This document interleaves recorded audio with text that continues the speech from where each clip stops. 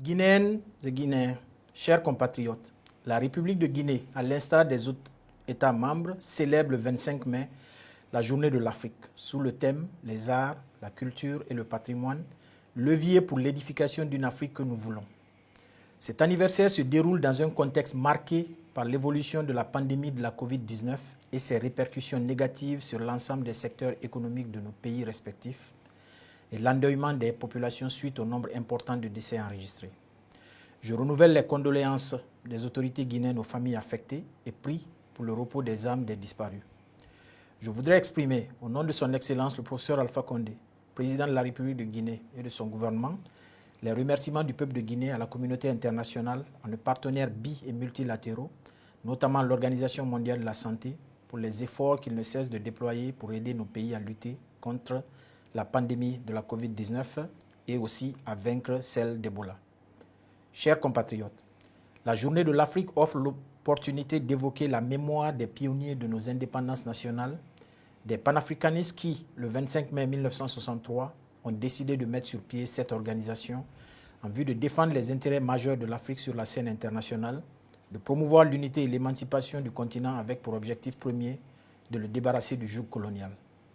La mutation de l'Organisation de l'Unité africaine à l'Union africaine témoigne de la volonté de nos dirigeants de réaliser l'intégration du continent et de promouvoir son développement économique. À travers l'agenda 2063, l'Union africaine s'est dotée d'une stratégie et d'une vision commune pour l'atteinte des objectifs du millénaire pour le développement, l'éradication de la pauvreté, de la maladie, de la faim, la résolution des conflits, la réduction des inégalités avec un accent sur les couches vulnérables que sont les femmes et les jeunes, avec le soutien de la communauté internationale. En outre,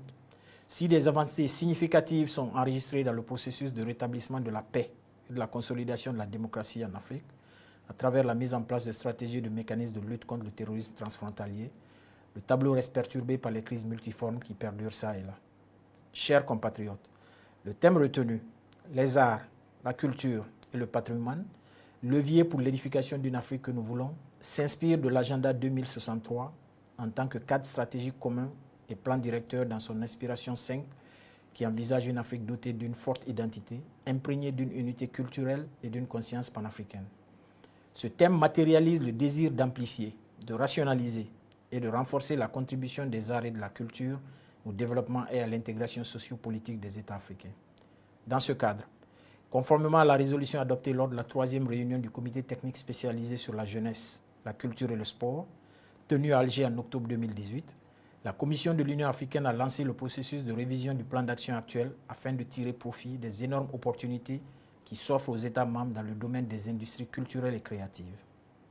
Ce plan repose sur les dispositions du traité d'Abuja de juin 1991, du plan d'action de Dakar sur les industries culturelles de 1992, des premiers plans d'action révisés de l'Union africaine sur les industries culturelles et créatives de 2008 et de la zone de libre-échange continentale africaine ZLECAf. La révision a également pris en compte les conditions qui ont prévalu à l'élaboration de la loi type de l'Union africaine sur la protection des biens et du patrimoine culturel, ainsi que sur les statuts de la Commission africaine de l'audiovisuel et du cinéma. Le prochain plan d'action vise à renforcer ces industries culturelles et créatives en Afrique afin d'accroître leur rôle conformément à la charte de la Renaissance culturelle africaine de 2006 et celle des Nations unies pour le développement durable à l'horizon 2030.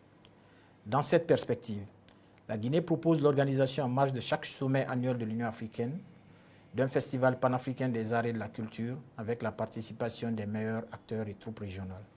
Cette initiative cherche à fédérer ainsi les festivals régionaux.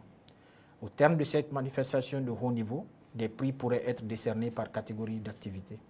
Chers compatriotes, dans son combat permanent pour la promotion de la culture africaine en général, la Guinée a joué un rôle d'avant-garde. Le parcours historique à travers le monde dès les premières heures de notre indépendance des troupes artistiques de renommée internationale, comme les ballets africains de Guinée, les ballets Djoliba et l'ensemble instrumental national, a contribué au rayonnement des arts africains à travers ce monde. Les prestations des ballets africains ont connu leur apothéose lors d'une production spéciale faite sur le podium de la plénière de l'Assemblée générale des Nations unies à New York. La Guinée a aussi produit d'éminents chanteurs comme Sori Kandia Kouyaté, ainsi que des orchestres de renommée internationale, tels que le Bembeya Jazz National et les Amazones de Guinée. À ceci, il faut ajouter les écrivains Kamara Lai et Djibril Tamsir Niane, auteurs respectivement de l'Enfant noir et de l'épopée mandingue, livres qui sont enseignés dans presque toutes les écoles africaines.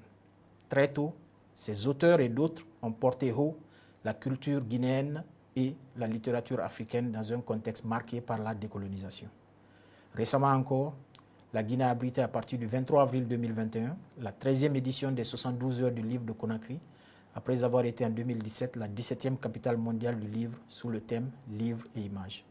Ces importants événements qui ont connu la participation d'éminentes personnalités et écrivains du monde culturel africain et mondial ont été des étapes remarquables pour la reconnaissance de Conakry comme capitale africaine du livre, à l'image de Ouagadougou pour le cinéma, de Bamako pour la photographie, d'Abidjan pour la musique et de Dakar pour l'art contemporain.